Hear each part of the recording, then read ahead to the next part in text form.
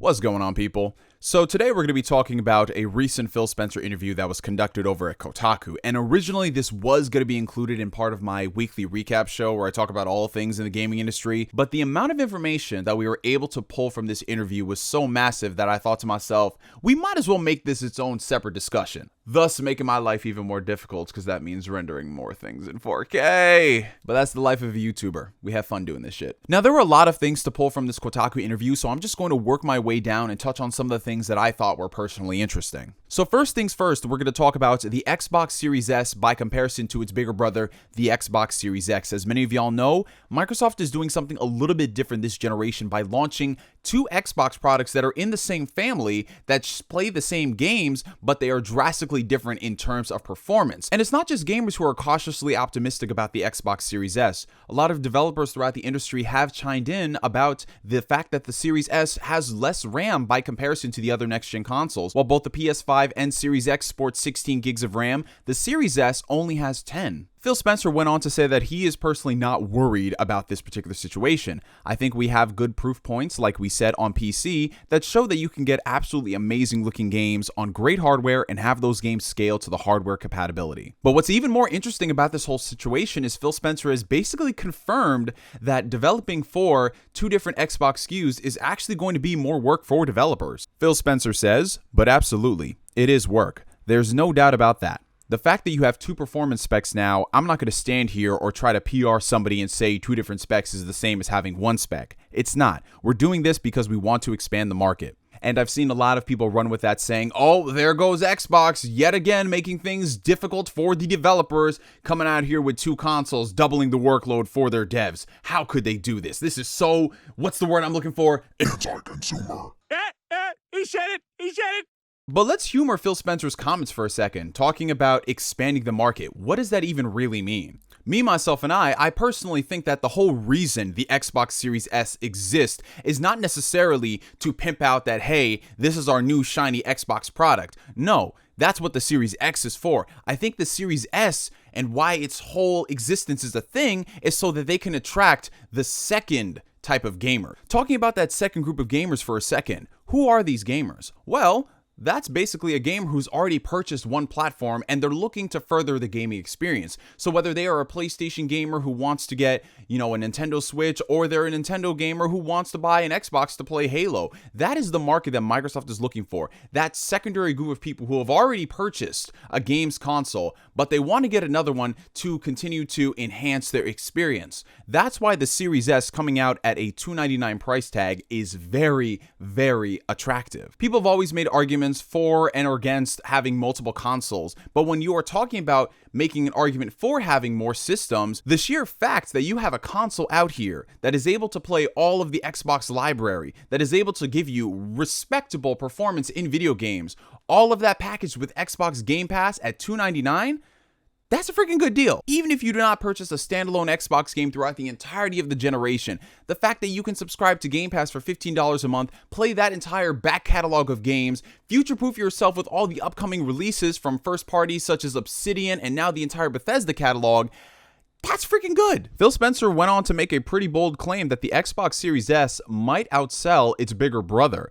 I think over the generation, our expectation would be that price really matters and that you would see the Series S sell more. I gotta say, Phil Spencer does bring up compelling points in this situation. There are tons of gamers out there who want to play all the games out there, but realistically, they can only afford one $500 console. But if they have the opportunity to get into an entire ecosystem for almost half that price, you want to talk about some recent examples, the Nintendo Switch. I know tons of people out there who own a Nintendo Switch because they want to play the Nintendo exclusives, and then they own another platform, whether it's PlayStation, PC, or Xbox, to get basically 99% of the other games that never come to the Switch. And if you wanted even more incentive to that argument, even Phil Spencer agrees with that. Maybe buying two $500 consoles is going to be a difficult thing. So we said, hey, let's make sure we got something to catch a second console owner. And Phil Spencer wrapped up his time talking about the Xbox Series S with some surprises. The fact that some of the games actually load faster on his system by comparison to the Xbox Series X, which I honestly don't think is really all that surprising, because the Series S, as y'all know,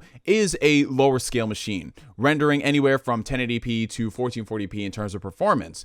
So that means that it doesn't have to render at the highest graphical fidelity as opposed to the Xbox Series X, which is going to be the full fat 4K next-gen experience with all the highest quality textures possible. And I think for a lot of gamers who don't necessarily care about getting that type of experience, if they can get a console for a really cheap entry price and it just loads all of their games super stupidly, ridiculously quick, that's a pretty good incentive. Now moving into the biggest draw of the interview, of course, the Bethesda acquisition.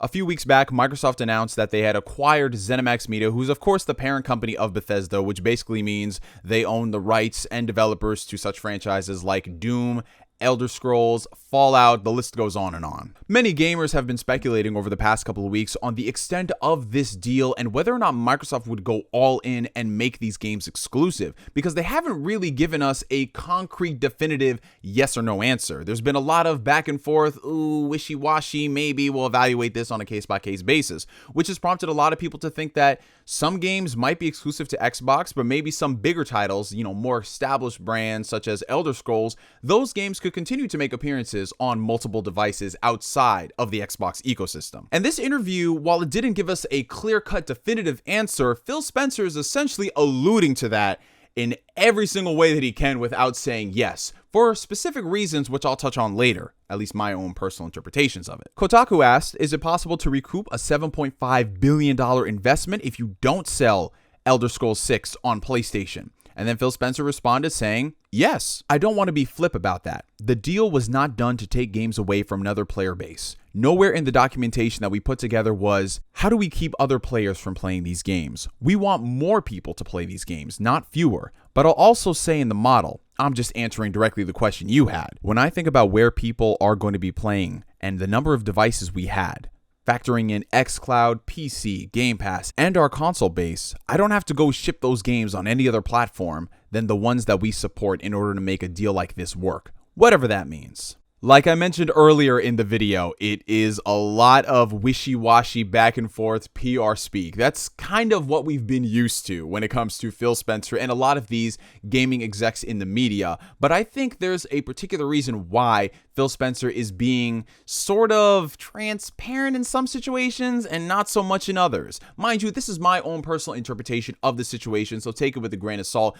But I think the reason why Phil Spencer is not coming out here and saying, yes, definitively, without question, every single Bethesda game going forward is going to be exclusive to our ecosystem. I personally believe the reason why Phil Spencer is being a little wishy-washy on this situation is because the deal itself, the major acquisition of ZeniMax Media, has not been 100% finalized, and it won't be finalized until mid-2021. While we are all expecting this deal to go forward, a lot of stuff can happen from now until that point, and Phil Spencer is a gaming executive. He is one of the top brass over at Microsoft, so obviously, he's being very cautious when it comes to what he can or can't say, because the last thing he wants is for him to say something and then a couple months later, something happens with the deal and shit don't go according to plan. Mind you, that's my own personal interpretation of the entire situation. Could I be 100% right? Could I be 100% wrong? Of course I can. That's just the life of a YouTuber making these armchair analyst predictions. And if I wanted to add a little bit of character development to this amazing journey that is my time on YouTube, a few weeks back when I was talking about the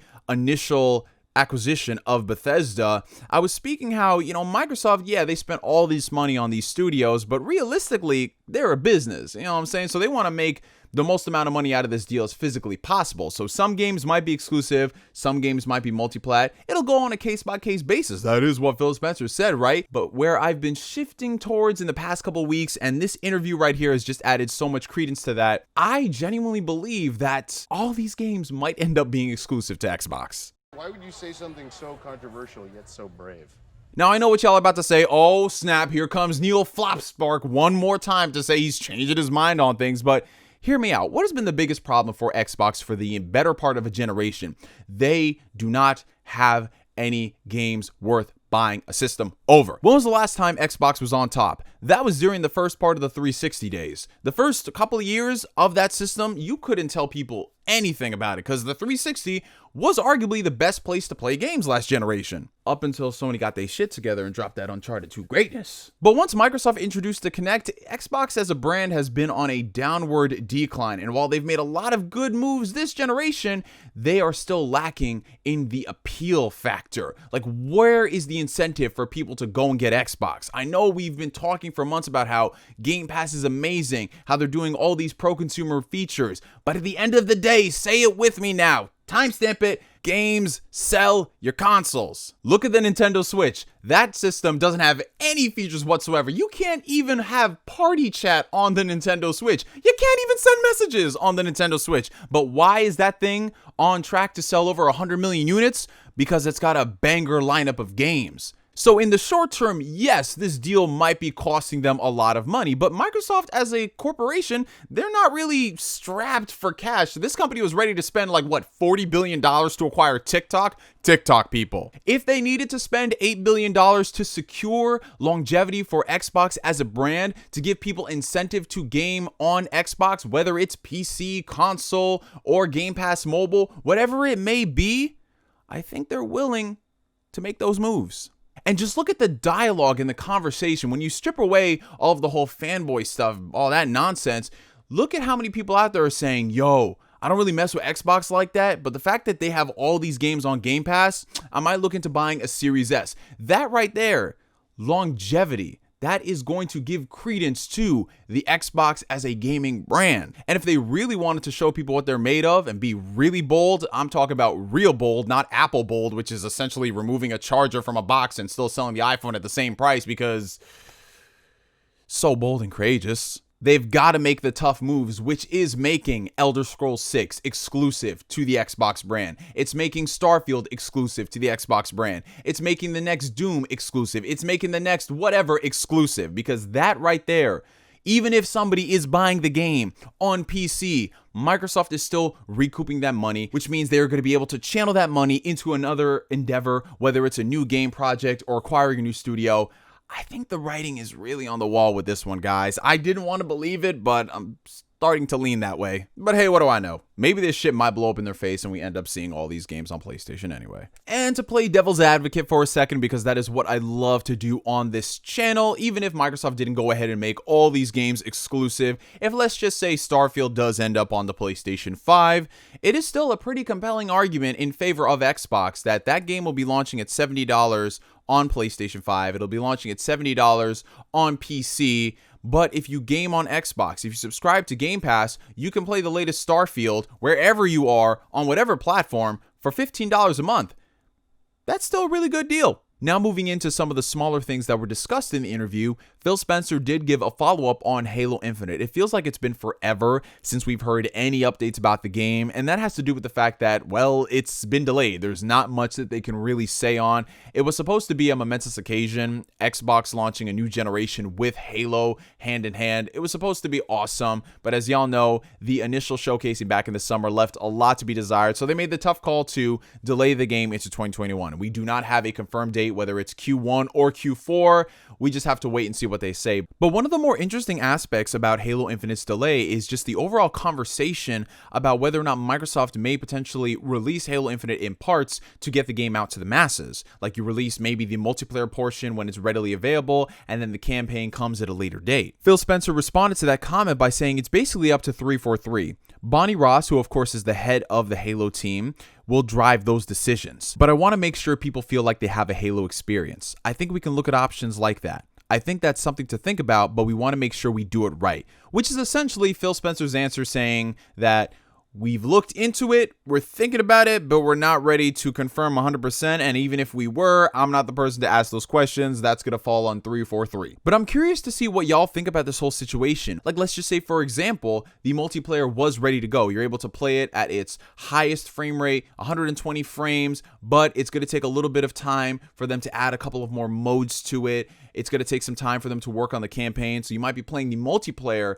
in the first part of 2021, but the campaign might be saved for later down the road. Me, myself, and I personally wouldn't mind if they wanted to go for that approach, because I'm seeing that happen a lot, like with The Last of Us 2, for example. While primarily Last of Us is a story-driven narrative experience, there is a hardcore amount of individuals who love playing it for the multiplayer.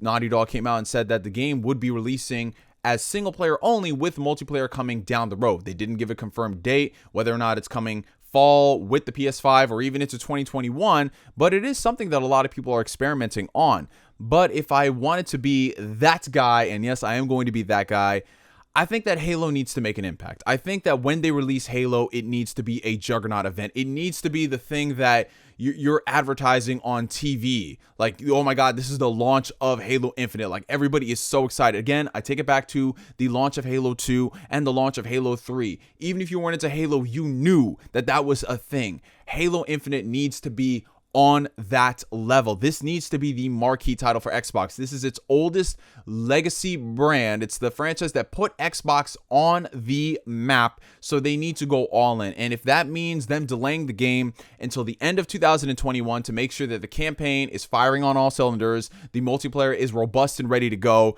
then that's what needs to happen. But hey, what do I know? I don't get paid to make these decisions. We also learned something really interesting about Microsoft's future endeavors as far as newer Xbox hardware potentially having faster SSDs. The PlayStation 5 does eke out performance in terms of SSD speed by comparison to Xbox. And in regards to that, Phil Spencer basically commented saying, "I think, like you've seen in past generations, that we will iterate on hardware. We've already started. Our team doesn't go away when we lock down the specs. Some of it is cost. That's always the important thing.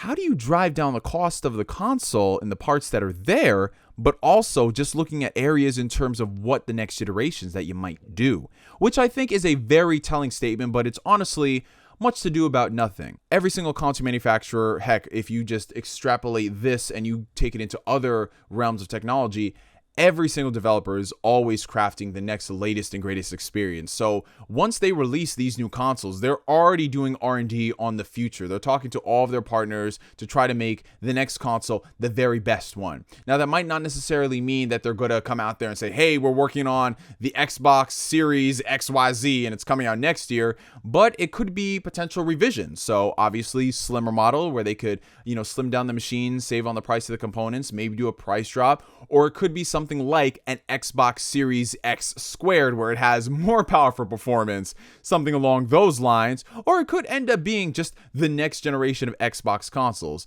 PlayStation does this, Xbox does it, basically same old shit. And the last part of the interview is basically asking Phil Spencer that age-old question: what's going on with Banjo-Kazooie? When are we going to get a new Conker game? What is Rare up to? And Phil Spencer basically responds to that saying that he leaves it up to the studios. So if they want to make that game, if that's going to be their next endeavor, then by all means, go ahead and do it. But right now, Rare, as y'all know, they're focusing on providing more content for Sea of Thieves. They've got Avowed. But more interesting, Phil Spencer said that even if Rare doesn't want to do that, they might look into working with a partner developer. As you saw recently with the release of Battletoads, it was developed by Dilala. They did a good job with that game. And so I think it's just always a balance. My inbox is full of let every studio do new IP, and also why haven't you brought back Crimson Skies and Blink? So yes, it is just gamers being over entitled as they usually are, which, I mean, hey, it happens to the best of us. I would love for Obsidian to work on Fallout New Vegas 2 now that they have the IP in the Microsoft ecosystem. So if they were able to do that, that is awesome. But at the same time, Obsidian is working on Avowed right now, and if that is the project that they're going to make be their spiritual successor to Fallout New Vegas, like it's on that same level in terms of scale and scope, then you know what? Obsidian, you do your thing. And that's basically all I wanted to talk about today in this video, you guys. I know it wasn't necessarily a gaming recap shiz. It was more focused on Phil Spencer and his comments. But as you can see in the video, however long it may be, there was a lot to discuss. So as always, post your comments down below on what y'all think about any of the topics we discussed here. What do you think about the Xbox Series S versus the Series X? Do you think that this is a good move for Microsoft? And Halo Infinite, does it being delayed, does that really sour your experience on whether or not you are going to get an Xbox at launch? Whatever y'all be feeling, comment down below and let me know. And from me to you for now, my name is NGS signing out, and like always, I will catch you guys late. Hold on one second. Got a notification. It's from Twitter. Wait, what? When I come in the arena.